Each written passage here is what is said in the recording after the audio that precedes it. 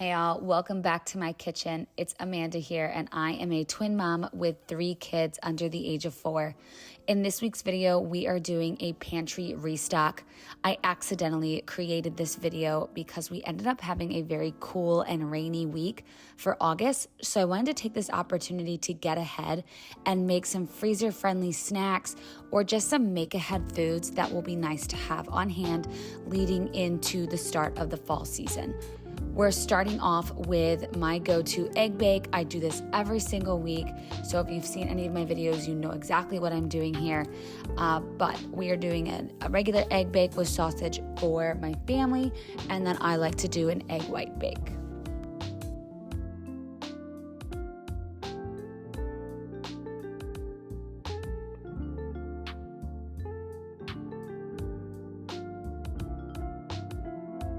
Another make-ahead breakfast or snack, or I've been using these as a pre-workout snack, are these pumpkin sheet pan pancakes.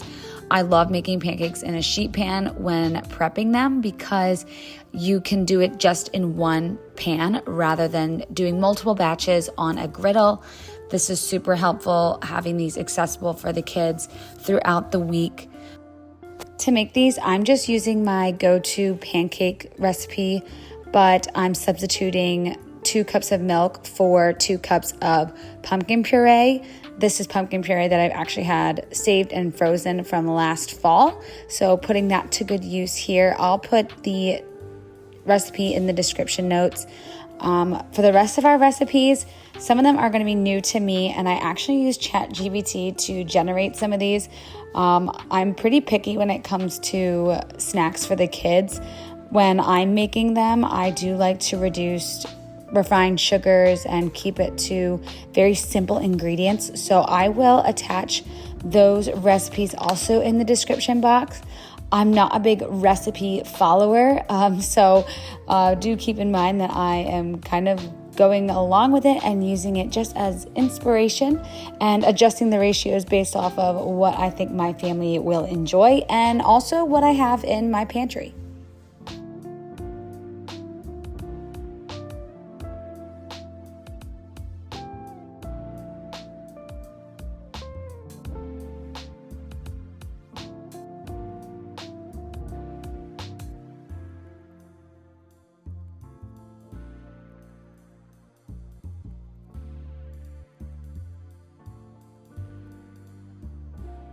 My goal this week is not only to restock my pantry, but to also find some key recipes that I will be turning back to throughout the school year. I'm at that stage of life where I find that my kids are growing and demanding a lot more snacks, and I really am trying to stray away from those prepackaged snacks that you buy in the store. Not that there's really anything wrong with them, but I do prefer to control the ingredients if I can. So using this week as an opportunity to find those recipes, but also give us a bit of a backstock to work off of before I start batch prepping some of these.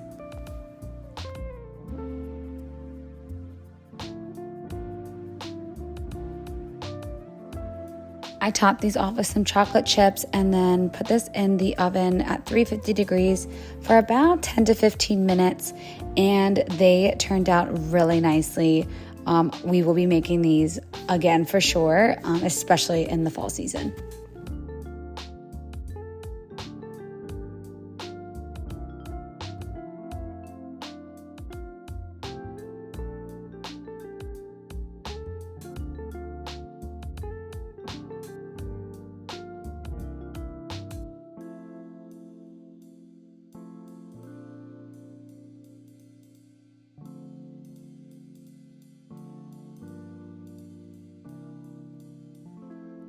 Our next snack that we're working on are granola bars, and we're gonna do this by just melting some peanut butter and some maple syrup and whisking that all together until it is smooth.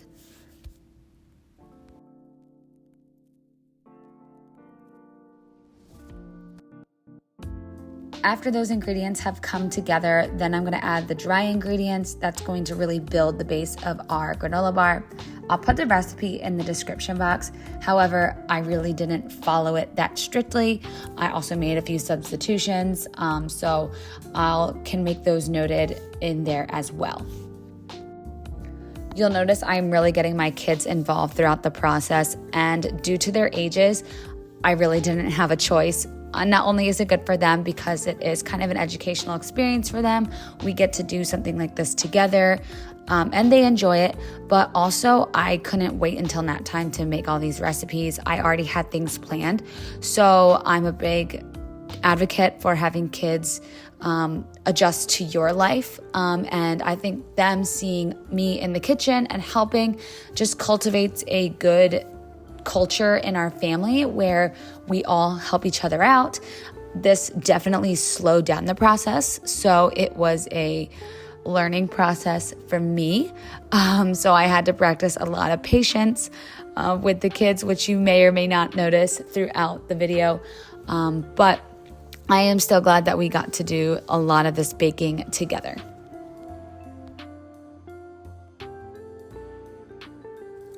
After all the ingredients are mixed, I am just putting this in a bread loaf tin. I feel like this gives you a good shape for a granola bar. And you're just gonna pack it down tight. I'm using parchment paper and bending it over to get it nice and flat.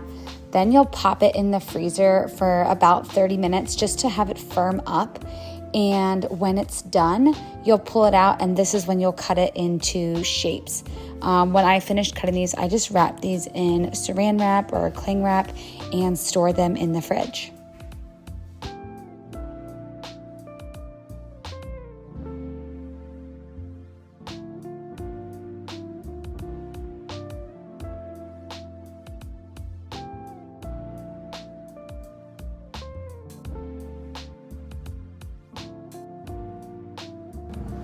Taste test.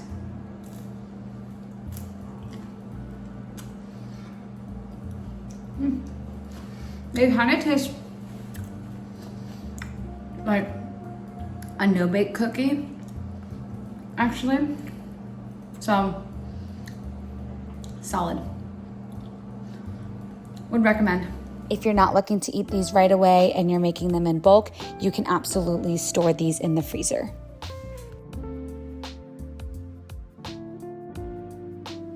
Our next make-ahead recipe are double chocolate muffins.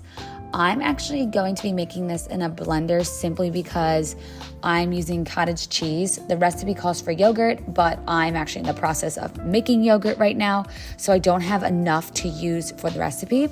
So I want to use the blender so it really makes the cottage cheese nice and smooth when it comes together. And this worked out really well. I like to use cottage cheese and yogurt pretty interchangeably when I'm baking. To blend this up, I am gonna add my wet ingredients first. I've already added my maple syrup, my avocado oil, and now 2 eggs. This is my cottage cheese that we're putting in here. Just a splash of vanilla. I'm using a cup of rolled oats. And we're using some applesauce to sweeten this up. I had this defrosting in a saucepan. It's my homemade applesauce, so it doesn't have any sweeteners in it. Now we're putting in about a cup of flour and just some of our other dry ingredients. We're using a 1/4 cup of salt, a teaspoon of baking soda, a 1/4 teaspoon of baking powder, and a 1/2 cup of cocoa powder. We're gonna blend this up until it's nice and smooth, and it was quite thick, so I definitely needed to press it down to get everything together.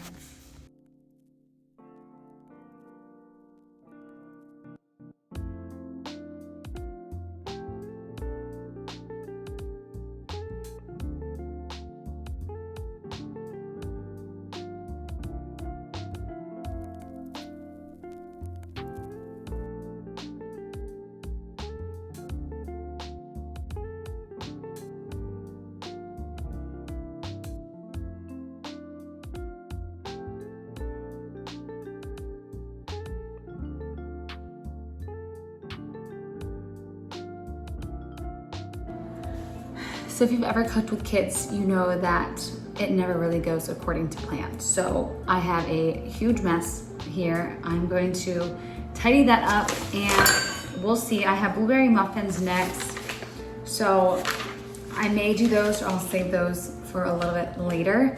I don't know if I'll do it with the kids when they wake up. They just went down for a nap.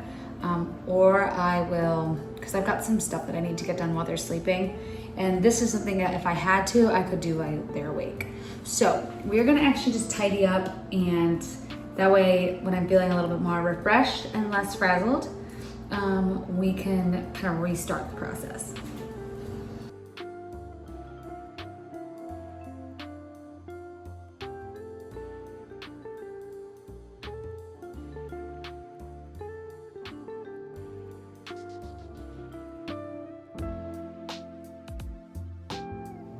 These chocolate muffins, again, were a great recipe. I will be making them again. We're gonna store these in the freezer, and then we'll just warm them up in our toaster oven when we're ready to serve.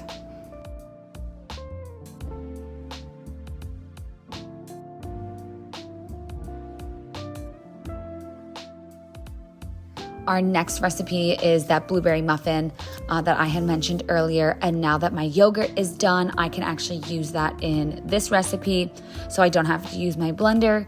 But this is going to be very similar to the double chocolate muffins, except we're not using cocoa powder. And there's a few differences in the ratios, but basically very similar.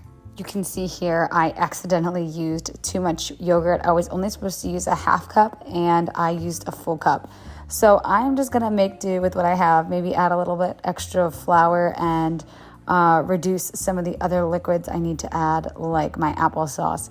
But it ended up all working out in the end. So here's a good reminder if you're somebody who doesn't love cooking or baking or struggles with it, it's not that serious. There's a lot of give and take. Obviously, some baking is very precise, but in these particular instances, it is not. So don't stress yourself out, and just kind of be flexible.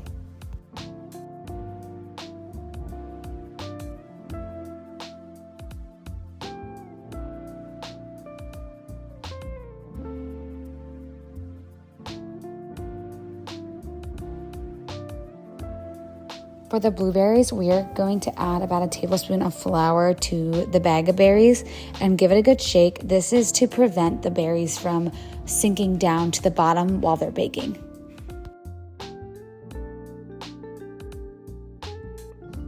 I didn't get any footage of the blueberry muffins after they were done, but they were good.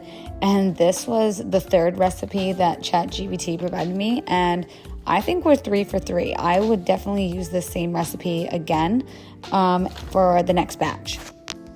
Our final make-ahead recipe here are going to be waffles from scratch. So my kids really like to have waffles, and instead of buying the pre-made frozen ones, all I'm gonna do here is make my normal waffle recipe, put them in the waffle maker, and then let them cool, and then put them in a Ziploc bag and freeze them. So this will be really great for early mornings, if we don't have any more bread, and we can just throw them in the toaster and they can eat them with their breakfast.